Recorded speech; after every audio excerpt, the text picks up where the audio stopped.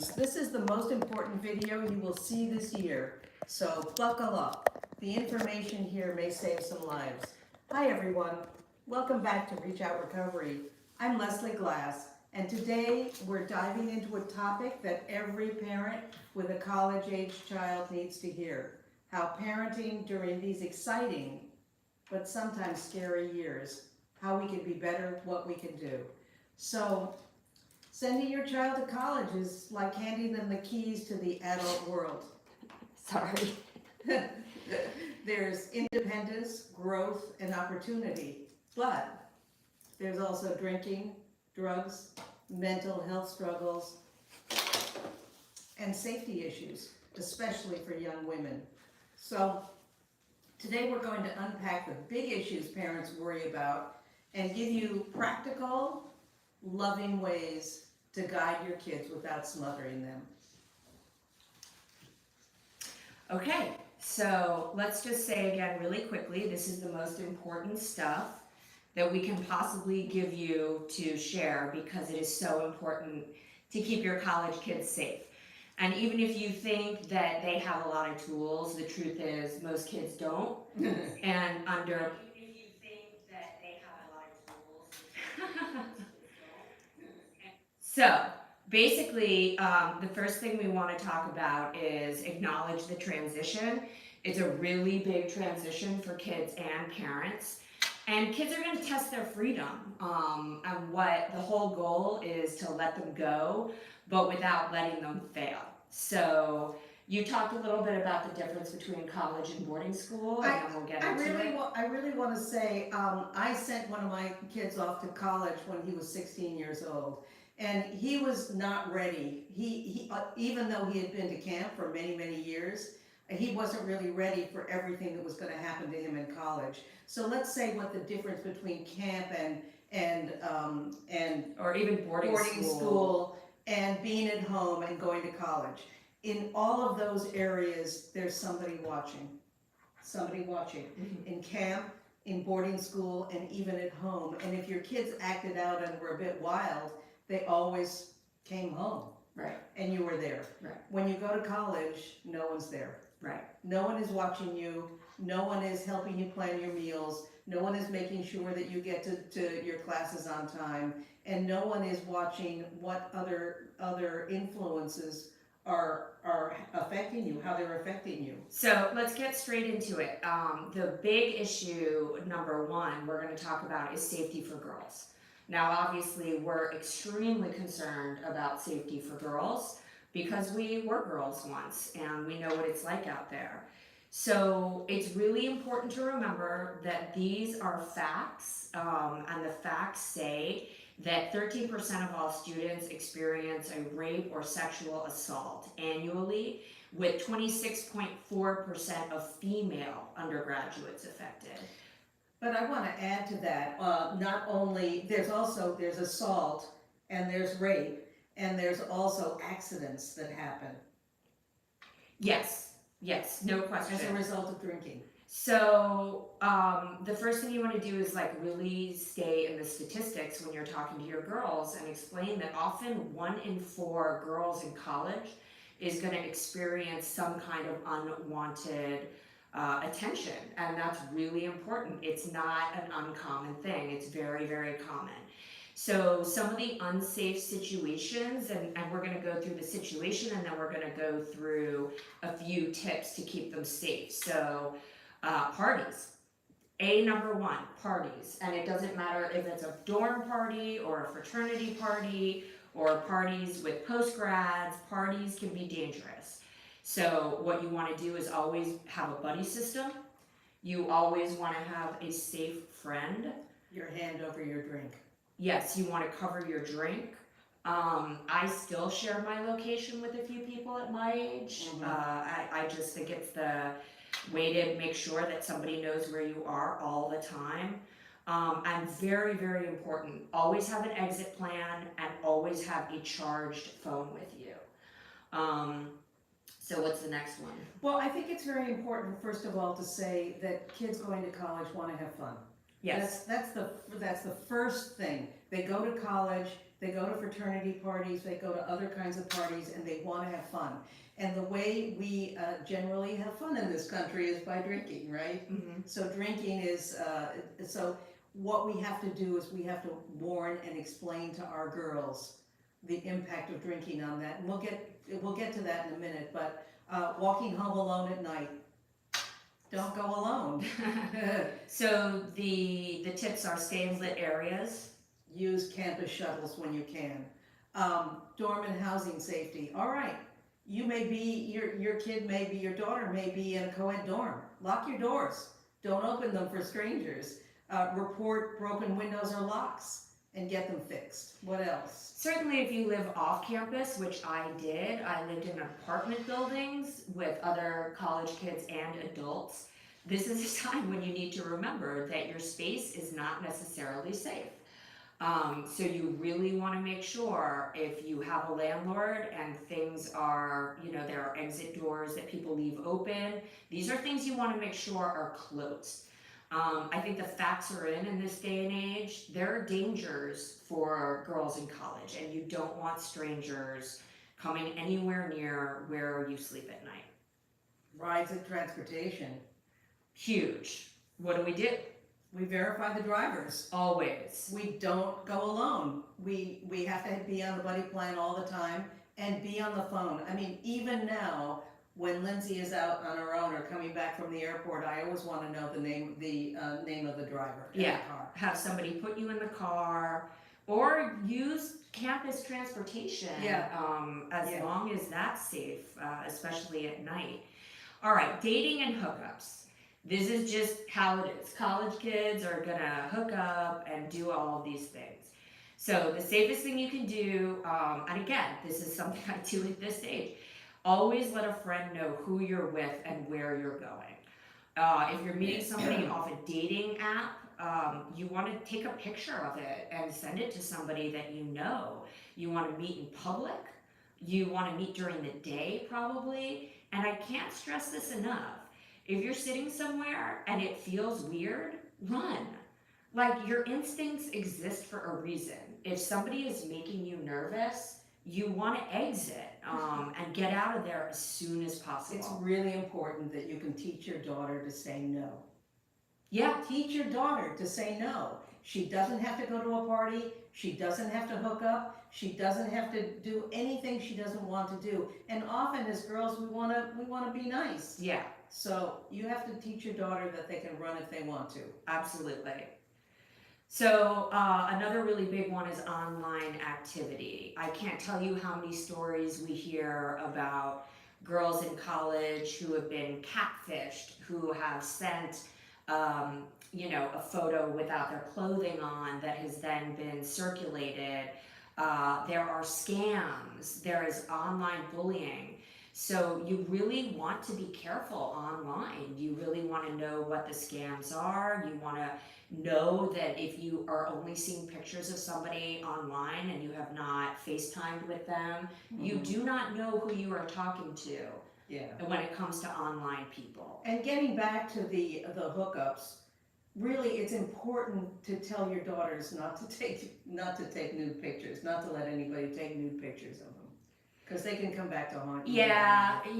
I think it's I'm sort of lucky this didn't exist in my time, so it wasn't even a possibility. It is a thing in some places. Yeah, and you really, that's a tough one to get over once it's out there. It's really hard to get it off the internet. Okay. The biggest one for us, obviously, as recovery people, as families in recovery, and I will say as somebody who did have, an extreme situation in college with substances where I could have had a situation where I was unalived more than once, really serious. For substance use, we really need to stress this. You never take anything you don't know what it is. At a party and somebody hands you something, don't take it. No. Encourage peer accountability. So friends who watch out for each other. We really need to be realistic in this day and age and say to our children, maybe you're not a substance user, but if there are people around you who are carrying Narcan could be the thing that saves their lives. Yeah. And the reality is, it's not, when that kind of situation happens, it's as traumatic for the people around as it is for the person who gets sick. Yeah. So you want to be responsible. And you really, I mean, we can't stress this enough. This is part of our business. We share regularly that brains are not developed until you're about 26 years old.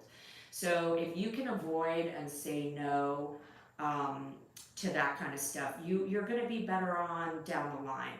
The other thing we have to say is fentanyl. Oh, yeah. Be very afraid. Things are laced, and you know, you just don't want one night that's supposed to be fun to turn into something catastrophic because, you know, you just didn't know where. Somebody was giving you an Adderall, somebody was giving you an ecstasy. Can't say Yeah. those words, but Oh, yeah. I'm sorry. Okay, what's next? There's another really big one that my people head. don't always think about. Beware of friends who are fast-moving friendships, tied to money, and need your help. Yeah, you want to keep your finances private. You do not want to be around people who are manipulating you for money or taking things from you. I think that this is not spoken about that much. No. But it's really when you are in college, when there are lots of girls around, from people borrowing your stuff to that happened to you, didn't it? needing help, Yeah. it's very easy to have your stuff and your money kind of ransacked. Paying for lunches to maintain friendships, paying for dinners, Yeah. paying for. If all you have kinds to of pay things. for everything to keep your friends, that's probably a bad thing. The next thing are social pressures. We kind of look at these, again, spending to keep up, drinking to keep up, any kind of pressure around intimacy. So what are our tips for parents around all of this? Well, first of all, if you don't have time to stay on for all of the tips for the next 20 minutes, please, we understand that you have busy lives. You can come off, you can come back on, but save this information so you can watch it later. So what are tips for parents? And here we're getting to the really important part. So normalize having conversations about all of this. Don't wait for problems to arrive. Teach your kids boundary setting scripts. All right, what's a boundary setting script anyway, Lindsay? So a boundary setting script is much simpler than it sounds. It's basically along the lines of anything, no thanks, I can't do that tonight, this is not my thing, or I'm allergic. Yeah, it's very quick sentences that allow you to say no without being bullied. Got a test tomorrow. Yeah, something like that. Yeah. But you really want to get comfortable saying no. No. Yeah. And and once again, this is really important to get your kids comfortable with saying, gotta go. And always connect them to their why. Why are you doing this? Because you want to, or because you think people won't like you if you don't? So encourage people to think about your kids to think about what they're doing and why, and encourage a strong support network. So whatever that looks like, I think, and don't get mad. As I said before, I sent one of my kids away when he was 16. I didn't send him, he left. And didn't take my calls, did a lot of drinking for the next 4 years. And I think that I would do that differently now. I don't think that I would have stayed, I wouldn't have allowed all of those years and the fraternity stuff to happen without my being involved. So I think it's really important to stay involved with your kids and have a weekly call-in, conference, wellness check, whatever that looks like. Yeah, and the phrases to use, having been a rebellious, angry college student, is what you really want to say is like, I trust you, but I also want you to stay safe. Can we talk about what you would do if you feel uncomfortable at a party? Can we talk about what you would do if you feel uncomfortable, with a boy or a girl? Let's just have these conversations in a really safe space so that you're prepared, so this isn't a shock when it comes up, and so that you really are thinking about, Is this a good idea, or am I caught up in the moment? I'm caught up in the moment. That's a big one. Okay, our next big issue is going to be drinking and drugs, but remember, we need you to like these videos, we need you to subscribe to our YouTube channel, and again, save these videos for later if you don't have time for them. So, drinking and substances. All right, so we have to normalize the conversation. Once again, it's really important to remember that every college wants you to think that they're fun and that it's fun and safe. There are some colleges and universities that encourage their students to drink on campus because they don't want them to go drinking off campus and have car wrecks. But you can get in just as much trouble, even more, on campus. So let's talk about, Lindsay, you want to talk about binge drinking? Yes. Anyone who has been to college and was in the party scene, like myself, knows all about the dangers of binge drinking. And I can speak specifically, the biggest danger for me was alcohol poisoning, which I got several times and was hospitalized for it. So once again, understanding that drinking alcohol, schmalcohol, which is poison, especially when you are in your early 20s or maybe not even 21, you are putting something very serious into your body that is having an effect on your brain and your health. And binge drinking is really bad for you. So what is binge drinking? How many drinks is a binge drinking? And is there a difference between binge drinking for girls and for boys? Oh, that's a good question. So binge drinking is drinking to get drunk. But how many? Would be 4 drinks? I mean, for me, it would be 4, but for some people, they're having 8, 9 drinks. Yes, and 8, 9 drinks can kill you. Or frankly. playing, beer pong, or, drinking games. So it's drinking, just keeping drinking for no purpose other than to see how far you can go. how far you can go. And people end up on the floor throwing up. Yeah, I mean, lot the consequences are huge. You can get into very unsafe situations, which we won't detail. You can also have accidents. So, I'm always happy to share my own stuff. I almost cut off this finger, and I needed to have the tendons reattached, and that was a very expensive accident that I was then casted like this for several months. So we share these things because we know they happen. And unsafe sexual experiences as well. Unsafe, including assault, because things happen when you're drinking that don't happen when you're sober. When you're sober, I remember my father told me, we used to be very involved with the NYPD. And he told me they were at an event, you guys were at an event for the NYPD, and somebody very high up told him that 100% of assaults happen when people have been drinking. Yeah. So, the facts are in. And fights that happen if you're drinking from 9 o'clock and it's 1 o'clock in the morning, you're still drinking. There's a moment where everything gets silent and the physical fights start happening. Well, I would say things get loud. Well, that was what our family member would tell us, that the fights there would be fighting. So remember the harm reduction strategies, which is always, if you are going to drink, you have to eat first. You have to alternate drinks with water. Never leave drinks unattended. And get clear on what your tolerance is. If you're of age and you want to have a drink and get a buzz, all right, a beer or 2. But, the shots and the beers and the shot, you just really want to be clear on what is a safe amount for you to...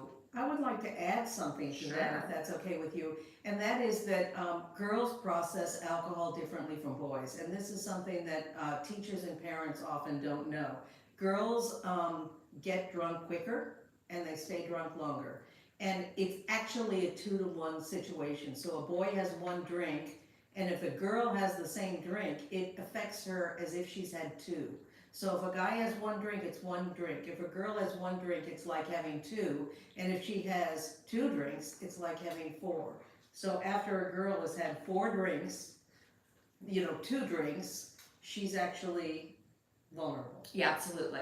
And as far as substances go, we talked about it a little before, but I just can't stress this enough. If you can stay away from them, you're going to be better. If you can advise your kids about how to stay away from them safely, it will be better for them. You know, and really, you want to point to the risks with fentanyl. You want to point to the risks with possible addiction. You want to point to the risks of the dangers of taking something you don't know where it came from. You just don't want to risk a good time over something that could end in tragedy. And I would add one other thing, and that is that there is a certain percentage of young people who will become addicts who are, it's in the family. And I don't know whether it's, 10%, 15%, whatever that is. And if you have a teen who goes to college and starts drinking heavily for the next 4 years, there's a high risk for that. And that's why you really want to keep in touch with your kid. Listen, I'll be the first to say, people think the distance between trying things and addiction is really far, but it's not if you have alcoholism. So for me, just trying things and getting into the habit of using them, it was addiction very, very quickly. So really what you want to say to your kids is try not to do this, but if you're going to do this, here are the ways to do it and be safe. And just give them the facts, the harm reduction strategies we talked about, and always remind them that if something happens and they're frightened, they can call you. That you will be a safe space, you won't be angry. I want to say something about that. There is a television commercial here in Florida where we live, and it's on all the time, and it's a parent talking to a teenager and saying, just remember, if they drink, don't do it, don't do it. And I hate that commercial because if I had a kid who was underage and going to a party, I wouldn't say don't drink if everybody else is drinking. I would say give me a call. Okay. Come and get me, Yeah. or have a safe word that says, get out of there, because asking a child to stay in a situation, even an 18 or 19-year-old, to be in a situation where other people are drinking heavily and they don't want to, Mm-hmm. it's, how do you manage that, and what do you tell them? And that is, they can go, they can leave, they don't have to participate. Excellent advice. Okay, so our next big issue is going to be mental health and loneliness. Yeah. So we are also mental health advocates, and we know that according to the World Health Organization, 1 in 7 kids is struggling with a mental health issue, and we don't think that comes close to sharing the real numbers on this. College kids are facing rising rates of anxiety, depression, and burnout. We know this from what we read, but we know this from talking to them. We have a teen mental health program, and when we go in and teach it, every time I say, how many of you are struggling with anxiety and depression, I would say 90% of the hands go up, if not all of them. So as parents, it's really important to be paying attention to whether your kid is starting to show the signs of mental health struggles.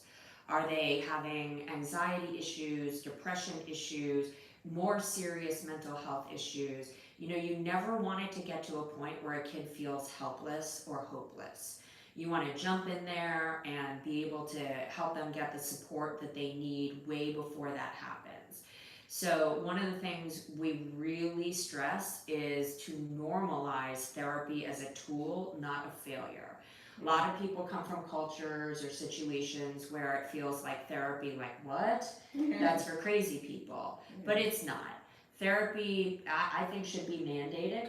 Well, certainly for college students, there should be counselors for absolutely every kid, so they can say, what's going on at home, who are your friends, are you eating enough, what are the 3 pillars of health, your physical health and all the Social health, your social and your emotional health.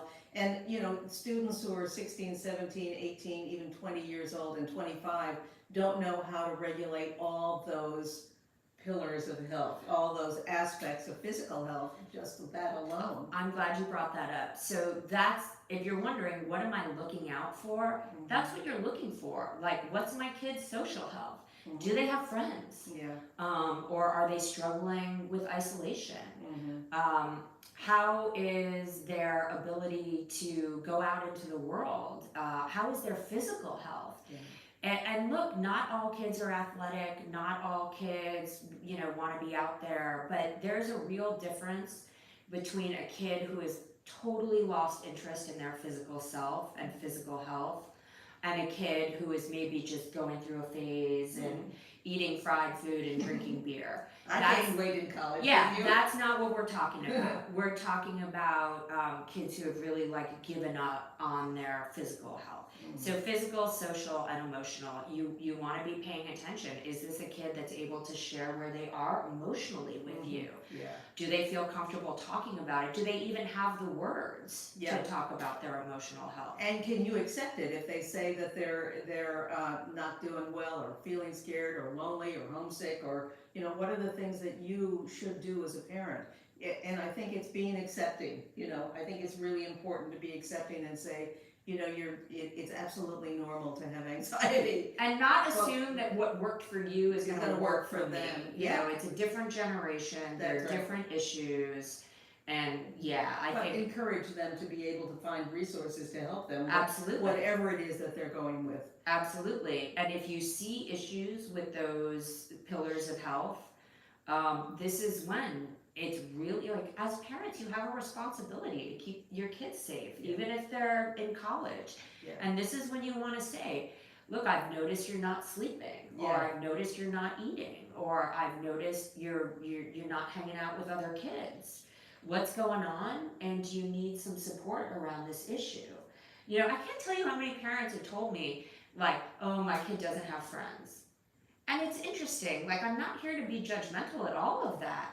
That's a really tough situation. But what are we doing to help the kid? What are we doing to create a community for this kid that isn't just about being popular in college?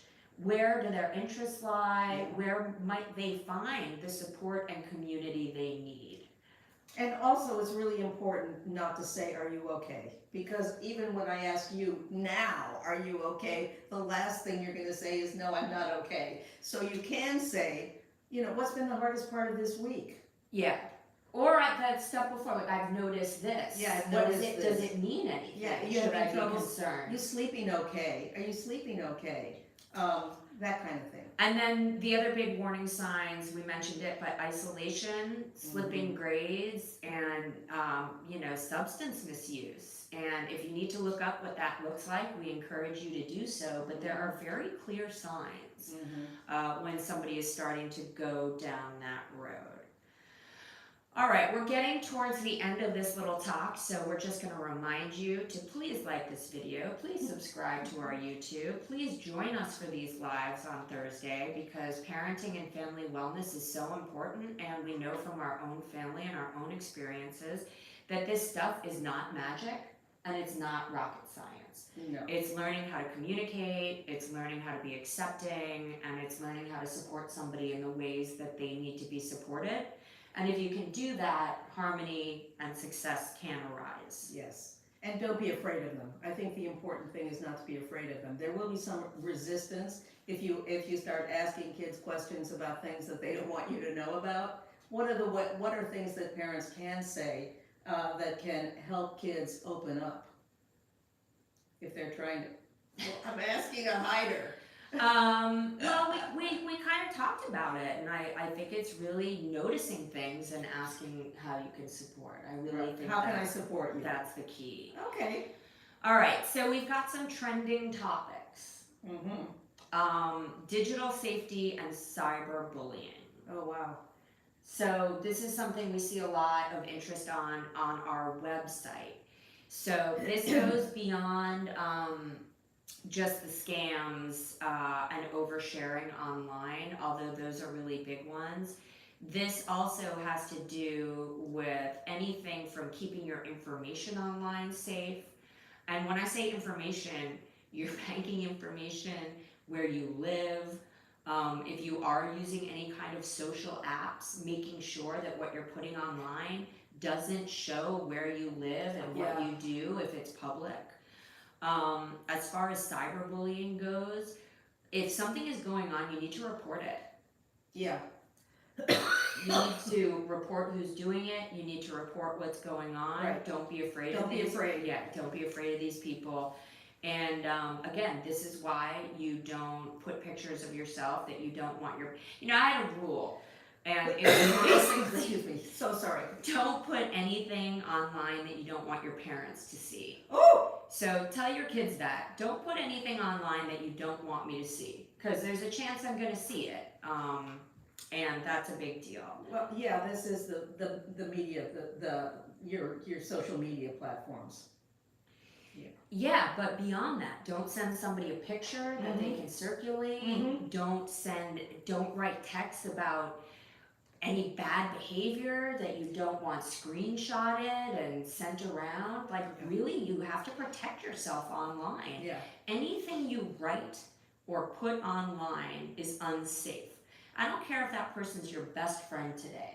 They may not be next month. That's true. You know, you may go through a breakup and that person might get really mad, and their retaliation is going to be to share everything they know about you. So we really want to remind our young people, anything you're putting out there can come back to haunt you. So again, one of the big things kids can get in trouble is finances and independence. Yes. If kids aren't used to using credit cards, or if they aren't used to budgeting, or they don't really know how to manage their finances, they can charge up. I can't tell you how many people I've met in recovery over the years who first got in trouble with their first credit card in college. Yeah, because they don't understand. I didn't understand credit. So it's kind of critical. If your kid is on a budget, help them by explaining how money works, explaining what they need money for, what's a priority item, what they can have and what they can't, what they can pay for and what they can't. And real boundaries around what their finances are, what kind of lifestyle they want, and how they participate in activities. You know, it may be appropriate. You may feel it's appropriate for your kid to be taking $40 yoga classes, but somebody else may not be able to. So we want to be really respectful to what we can afford, what other people can afford, and it shouldn't be secret. It should be something that you can talk about with your kids. So okay, the last big issue, I mean, there are many issues, but these were the ones that came up as the biggest issues, are relationships and peer pressure. So, where do you even want to begin? So, once again, if you talk about kids going to college, some kids are going to go through college and they're just going to have so much fun, and they're going to be safe, and they're going to have good friends, and they're going to be able to wax poetic about their college experiences for the rest of their lives. But other kids are going to have the experiences where their hearts are broken, where they're pressured into things they don't want to do and feel shame for the rest of their lives. Your kids are going to have relationship problems. Most do. I mean, and I think that this is the most vulnerable that they will be in their lives, I think. And I think the relationship problems aren't just romantic. No, Anybody ever, seen some of these girls in sororities? I mean, that can get as catty as it can be. So we're going to have fights among the boys, we're going to have fights among the girls, we're going to have fights among all peoples. You're going to get left out. Yeah, you're going to get left out. You're going to feel less than. So it's important to understand, like, what are healthy relationships with your friends? What are healthy relationships with romantic partners? And it really comes down to, do you feel safe? Yeah. Do you feel respected? Do you feel safe sharing private information with this person? And if part of you is like, no, but I like them anyway, we get that. We get that. But maybe think twice about putting them in some kind of position of authority over you. beware of romantic relationships that get very, very intense. We know about young love. There's nothing more explosive, but we've seen couples in college having throwdown fights and people having to intervene. If that's the kind of relationship your child is in, There's a lot of abuse in college romantic relationships for both boys and girls, all kids. all kids, boys and girls and all kids. So yeah. How do we talk about that, and how do we? And once again, it's totally fair to ask your kids about relationships and what they want, what they expect, what's happening with them, what's happening with your friends. Do you still ask you those yeah, questions. do you feel comfortable Yeah. with this person in this situation? And how can you get out? Yeah. How exit strategies. That's- Parents can be very helpful with exit strategies. Yeah, that's really important. So sometimes young people are in relationships and they really feel trapped. Yeah. They don't want to hurt somebody. They don't want to hurt a friend. They don't want to hurt a romantic partner. And that can get really messy too. So if you have somebody who needs help getting out of a relationship, make sure that they know you can provide that information. Yeah. I'm here to support you in this relationship. I'm here to support you if you want to get out of this You relationship. want to come home this weekend. Yeah. And also, if you're having trouble, one other thing, if your kid is having trouble with substances or schmalcohol, and they need to come home or they need treatment, let them know they can come home. Let them know that you will provide them the help that they need. And if they need to take a couple of months off, that's okay too. It's really, that was where our recovery began, when Lindsay felt comfortable enough to say, Mom, I need some help. Yes, and I called from college and I said, I've gotten myself in big trouble here and I need some help. And it was absolutely the difference between life and death. Life and death. It was life and death. So life and death, it can be life and death for you to be able to say to your kid, I'm there for you when you need me, whatever it is, relationships. So I just want to end on peer pressure, because this is going to happen no matter what. And the moral of this story, the takeaway, is you really want to stress you don't have to fit in with anybody at the expense of your values. There were some things that I saw in college that were extremely upsetting for me. At the time, I did not have the recovery or the self-esteem to say anything about it. I was frightened, but as an adult now, looking back on it, had I had the vocabulary and the wherewithal to say, I don't want to be in this situation, I don't like what these people are doing, this is against my values and my morals, that would have been better for me. So it's okay to say, and I don't want to get into specifics, so don't get into specifics.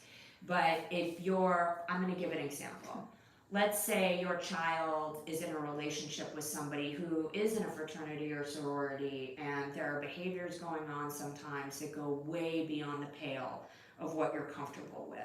You want to prepare them and say, look, if these kids are doing something that really makes you feel uncomfortable, here are all of the things you can do to either get away or try and do something within the situation that will keep you safe, but at least let your own, beliefs be heard. So, we're not trying to put anyone in danger ever. The goal is to stay out of danger, but it's really important with peer pressure. So many of the things that I did because I just didn't know what else to do. I wanted people to like me, I wanted to fit in, and it just got me in so much trouble, and that's why we talk about all of this. So it's both boys and girls. It isn't only girls. It's all kids. It's all kids. And it's good kids. And we always say that. Just because your kid is lying or manipulating or doing something you don't approve of, it doesn't mean they're not a good kid. Most kids are going to do something. Yeah. But it's about informing them on where this is going to go and what the consequences could be. Okay, so let's do our close. So parenting during the college years is really about shifting from being a manager, which is what you are as a mom for high school kids or a dad for high school kids, to being a mentor. Our kids don't need us to solve every problem anymore, and they really need to learn how to solve their own problems, even their laundry, right? Mm-hmm. But they do need us to be present, to listen, and to remind them of their worth and how much we love them, and also that we're there if they need us, if and when they need us. So the takeaways are keep the conversations really open, keep the judgment low, keep the love unconditional, and remember your voice, your example, and your support still matters more than you think. Right, right.